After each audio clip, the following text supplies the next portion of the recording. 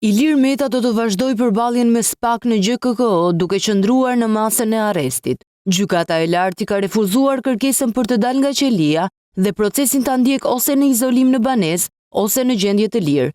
Madje edhe propozimi që të vendos 50.000 euro garanci pasurore kundrejt një mase sigurie më të lehtë është rrëzuar poshtë. Seanca e radhës ndaj tij dhe ish bashkëshortes Monika Kryemadhi do të vijojë në 11 maj, ku ai është nën akuzë për dosjen Çesdia, financim për lobimin e LSI në SBA si dhe ndërhyrje për fibrën optike Shqipëri-Itali.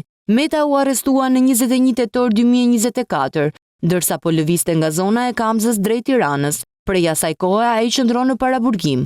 Pas ndalimit ai u shfaq për herë të parë për mediat, një javë më parë më 27 prill, ku kamerat e televizioneve u lejuan për pak minuta në seancën e GKKO. Kreu i Partisë së Lirisë, nga Kafazi i Xhamt, akuzoi se ndaj tij po zhvillohet një proces politik. Megjithatë tashmë procesi ka hyrë në rrugën e shqyrtimit gjyqësor, ku palët do të përballen me provat e tyre.